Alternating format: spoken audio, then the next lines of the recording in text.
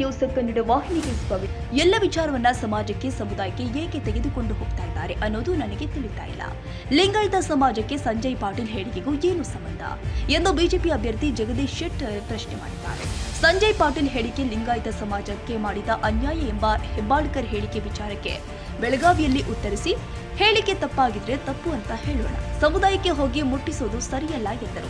ನರೇಂದ್ರ ಮೋದಿ ಬಗ್ಗೆ ಬಿಜೆಪಿ ನಾಯಕರ ಬಗ್ಗೆ ಕಾಂಗ್ರೆಸ್ನವರು ಕೀಳಾಗಿ ಮಾತನಾಡಿದ್ದಾರೆ. ಏಕವಚನದಲ್ಲಿ ಸಾಕಷ್ಟು ಸಲ ನಮ್ಮ ನಾಯಕರ ಬಗ್ಗೆ ಕಾಂಗ್ರೆಸ್ನವರು ಮಾತನಾಡಿದ್ದು ಇದೆ. ಹೀಗಾಗಿ ಸ್ವತಃ ಸಂಜಯ್ ಪಾಟೀಲ್ ಅವರೇ ಹೆಬ್ಬಾಳ್ಕರ್ಗೆ ನೀಡಿರುವ ಹೇಳಿಕೆ ಬಗ್ಗೆ ಉತ್ತರ ನೀಡುತ್ತಾರೆ ಎಂದು ಜಗದೀಶ್ ಶೆಟ್ಟರ್ ಹೇಳಿದ್ದಾರೆ. ಸಂಜಯ್ ಪಾಟೀಲ್ ಆಡಿರುವ ಮಾತುಗಳು ಬಿಜೆಪಿ ಅಜೆಂಡಾ ಅಲ್ಲವೇ ಅಲ್ಲ. ಸಂಜಯ್ ಪಾಟೀಲ್ ಜೊತೆಗೆ ಮತ್ತೊಮ್ಮೆ ಸಮಾಲೋಚನೆ ಮಾಡ್ತೀನಿ. ನಾನು ವೇದಿಕೆ ಮೇಲೆ ಇದ್ದೆ, ಆದರೆ ಸಂಜಯ್ ಪಾಟೀಲ್ ಇದಕ್ಕೆ ಸ್ಪಷ್ಟೀಕರಣ ನೀಡಿದ್ರೆ ಉತ್ತಮ. ನಾವು ಎಲ್ಲ ಕಾರ್ಯಕ್ರಮದಲ್ಲೂ ವೇದಿಕೆ ಮೇಲೆ ಇರ್ತೇವೆ. ಎಲ್ಲರ ಭಾಷಣ ಗ್ರಹಿಸಿಕೊಳ್ಳಲು ಸಾಧ್ಯವಾಗಲ್ಲ. ಹೀಗಾಗಿ ಸಂಜಯ್ ಪಾಟೀಲ್ ಜೊತೆಗೆ ಸಮಾಲೋಚನೆ ಮಾಡಿ ನಿರ್ಧಾರಕ್ಕೆ ಬರ್ತೀನಿ ಎಂದರು. ಗೃಹಲಕ್ಷ್ಮಿ ಯೋಜನೆಯ ಹಣದಿಂದ ಹಳ್ಳಿಯ ಹೆಣ್ಣು ಮಕ್ಕಳು ಹಾದಿ ತಪ್ಪುತ್ತಿದ್ದಾರೆ ಎಂಬ ಮಾಜಿ ಸಿಎಂ ಕುಮಾರಸ್ವಾಮಿ ಹೇಳಿಕೆಗೆ ಪ್ರತಿಕ್ರಿಯಿಸಿ, ಅವರ ಹೇಳಿಕೆಯನ್ನು ನಾನು ನೋಡಿಲ್ಲ ಮತ್ತು ಕೇಳಿಲ್ಲ. ಇದಕ್ಕೆ ಕುಮಾರಸ್ವಾಮಿ ಅವರೇ ಉತ್ತರ ನೀಡುತ್ತಾರೆ ಎಂದರು. ಲೋಕಸಭಾ ಚುನಾವಣೆಗಾಗಿ ಇಂದು ಬಿಜೆಪಿಯಿಂದ ಪ್ರಣಾಳಿಕೆ ಬಿಡುಗಡೆಯಾಗಿದೆ. 10 ವರ್ಷಗಳ ಕಾಲ ಮೋದಿ ಸರ್ಕಾರ ಜನಪರ ಯೋಜನೆಯನ್ನ ಜಾರಿಗೊಳಿಸಿದೆ. ಆ ಮೂಲಕ ಎಲ್ಲ ವರ್ಗದ ಜನ ಪ್ರೀತಿಗೆ ನರೇಂದ್ರ ಮೋದಿ ಪಾತ್ರವಾಗಿದ್ದಾರೆ. ಎಲ್ಲ ವರ್ಗದ ಜನರನ್ನ ಗಮನದಲ್ಲಿ ಇಟ್ಟುಕೊಂಡು ಪ್ರಣಾಳಿಕೆ ರಚಿಸಲಾಗಿದೆ ಎಂದರು. ಹಿಂದೆ ಪ್ರಣಾಳಿಕೆಯಲ್ಲಿ ನೀಡಲಾಗಿದ್ದ ಎಲ್ಲ ಭರವಸೆಯನ್ನು ಕೂಡ ನಮ್ಮ ಸರ್ಕಾರ ಈಡೇರಿಸಿದೆ. ಈ ಚುನಾವಣೆಗಾಗಿ ಬಿಡುಗಡೆಗೊಂಡಿರುವ ಪ್ರಣಾಳಿಕೆಯನ್ನ ನಾನು ಸ್ವಾಗತಿಸ್ತೀನಿ ಅಂತ ಜಗದೀಶ್ ಶೆಟ್ಟರ್ ಹೇಳಿದ್ದಾರೆ. ಇವತ್ತು ದೇಶದ ಪ್ರಧಾನಮಂತ್ರಿ ನರೇಂದ್ರ ಮೋದಿಜಿಯವರು ಜನಹಿತ ಇಟ್ಟುಕೊಂಡು ಎಲ್ಲ ವರ್ಗಗಳ ಒಂದು ಒಳ್ಳೆಯದಾಗಬೇಕಂತ ಕಲ್ಯಾಣಕರವಾದಂಥ ಹಲವಾರು ಕಾರ್ಯಕ್ರಮ ಹಾಕಿಕೊಂಡು ಇವತ್ತು ಮ್ಯಾನಿಫೆಸ್ಟೋ ರಿಲೀಸ್ ಮಾಡಿದ್ದಾರೆ. ಬಹುಶಃ ಹಿಂದೆ 10 ವರ್ಷದಲ್ಲಿ ಅವರೇನು ಜನಪರವಾದಂಥ ಕಾಳಜಿಯನ್ನು ತೋರಿಸಿ ಎಲ್ಲ ವರ್ಗದ ಜನರಿಗೆ ಪ್ರೀತಿ ಪಾತ್ರರಾಗಿ ಇಡೀ ದೇಶದ ಅಭಿವೃದ್ಧಿಯನ್ನು ಸಾಧನೆ ಮಾಡಿದರು.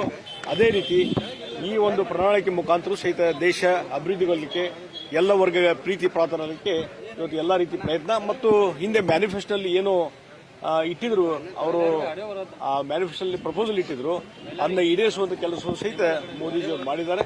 ಅದಕ್ಕಾಗಿ ಈ ಪ್ರಣಾಳಿಕೆಯನ್ನು ನಾನು ಸ್ವಾಗತ ಮಾಡ್ತೇನೆ.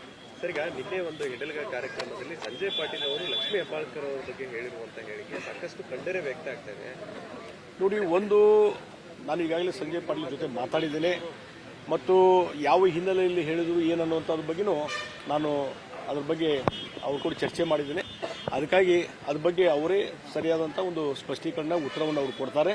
ಮತ್ತು ನಾನು ಹೇಳ್ತೀನಿ, ಕಾಂಗ್ರೆಸ್ನವ್ರಿಗೆ ಇವತ್ತು ಮೋದಿಜಿಯವ್ರ ಬಗ್ಗೆ ಮತ್ತೊಬ್ಬರ ಬಗ್ಗೆ ಬಿಜೆಪಿ ನಾಯಕರ ಬಗ್ಗೆ ಬಹಳ ಕೀಳಾಗಿ ಬಹಳ ಏಕವಚನದಲ್ಲಿ ಮಾತಾಡಿದ್ದು ಈ ಸಂದರ್ಭದಲ್ಲಿ ಇದೆ. ಹೀಗಾಗಿ ಇವತ್ತು ಇಲ್ಲ, ಅದಕ್ಕೆ ಸಂಜಯ್ ಪಾಟೀಲ್ ಅದಕ್ಕೆ ಉತ್ತರ ಕೊಡ್ತಾರೆ, ಅವರೇ ಸ್ಪಷ್ಟೀಕರಣ ಕೊಡ್ತಾರೆ. ನೋಡಿ, ಬಿಜೆಪಿ ಅಜೆಂಡಾ ಅಲ್ಲ, ಏನಿಲ್ಲ. ಅದಕ್ಕಾಗಿ ಇವತ್ತು ಅದ್ರ ಬಗ್ಗೆ ಅವ್ರ ಜೊತೆ ನಾನು ಸಮಾಲೋಚನೆ ಮಾಡಿಕೊಂಡು ಅದ್ರ ಬಗ್ಗೆ ನಿರ್ಧಾರ ನೀವು ಅದೇ ವೇದಿಕೆಯಲ್ಲಿ ಸರ್. ಅಲ್ಲ, ಅದಕ್ಕೆ ಯಾವ ಹಿನ್ನೆಲೆ ಹೇಳಿದಾರೆ ಏನ್ತಾನ ಅವ್ರ ಜೊತೆ ನಾನು ಮಾತಾಡಿಕೊಂಡು ಅದ್ರ ಬಗ್ಗೆ ಸ್ಪಷ್ಟೀಕರಣ ಅಲ್ಲ, ನಾನು ಅವ್ರ ಜೊತೆ ಮೊದಲು ಮಾತಾಡಿಕೊಂಡು ಅದ್ರ ಬಗ್ಗೆ ಮಾತಾಡಿ ಯಾವ ಕರೆಕ್ಟ್ ರೀ. ನೋಡಿ, ಒಂದು ಜನರಲ್ ಆಗಿ ಸ್ಟೇಜ್ ಮೇಲೆ ಇರ್ತವೆ, ಎಲ್ಲಾ ಮಾತುಗಳನ್ನು ನಾವು ಹಿಯರಿಂಗ್ ಮಾಡ್ತೀವಿ ಅಂತ ಅಲ್ಲ. ಅದ್ರ ಬಗ್ಗೆ ನಾವು ಅವ್ರ ಜೊತೆ ಸಮಾಲೋಚನೆ ಮಾಡ್ಕೊಂಡು ಒಂದು ನಿರ್ಧಾರಕ್ಕೆ ಬರ್ತೇವೆ. ಸೊ ಅಂದ್ರೆ ಸಂಜಯ್ ಪಾಟೀಲ್ ಅವರ ಹೇಳಿಕೆಯನ್ನ ನೋಡಿ, ಅದ್ರ ಬಗ್ಗೆ ಪೂರ್ತಿಯಾಗಿ ನಾನು ಸ್ಪಷ್ಟೀಕರಣ ತಗೊಂಡಿಲ್ಲ. ಅವ್ರ ಜೊತೆ ಮಾತಾಡ್ಕೊಂಡು ನಿರ್ಧಾರ ಮಾಡ್ತೀನಿ. ನೋಡ್ರಿ, ನಾವು ಒಂದು ಹೇಳ್ತೀನಿ, ಇದು ಎಲ್ಲದಕ್ಕೂ ಯಾಕೆ ಸಮುದಾಯಕ್ಕೆ ತಗೊಂಡು ಹೋಗ್ತಾರೆ ನಂಗೆ ಅರ್ಥ ಆಗ್ತಾ ಇಲ್ಲ. ಸಮುದಾಯಕ್ಕೆ ಇದಕ್ಕೆ ಏನ್ ಸಂಬಂಧ? ಅದು ಹೇಳಿಕೆ ಸರಿ ಇಲ್ಲ ಅಂತ ಅಲ್ಲ. ನೋಡ್ರಿ, ಹೇಳಿಕೆ ಸರಿ ಇಲ್ಲ ಅಂದ್ರೆ ಸರಿ ಇಲ್ಲ ಅಂತ ಹೇಳೋಣಂತೆ. ಆದ್ರೆ ಯಾವುದೋ ಒಂದು ಸಮುದಾಯಕ್ಕೆ ಹೋಗಿ ಮುಟ್ಟಿಸುವಂತದ್ದಲ್ಲ. ಅಲ್ಲ ಅದಕ್ಕೆ ಅವ್ರು ಕೂಡ ಸ್ಪಷ್ಟೀಕರಣ ಮಾಡ್ಕೊಂಡು ನಾ ಹೇಳ್ತೀನಿ.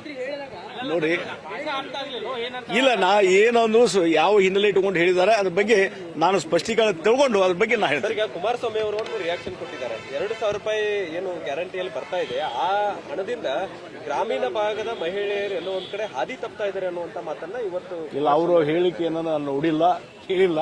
ಅದಕ್ಕಾಗಿ ಆ ಹೇಳಿಕೆ ಹಿನ್ನೆಲೆ ಯಾವ ಹಿನ್ನೆಲೆಯಲ್ಲಿ ಹೇಳಿದಾರೋ ಈಗ ಅದು ಕುಮಾರಸ್ವಾಮಿ ಅವರು ಉತ್ತರ ಕೊಡ್ತಾರೆ. ಎಸ್.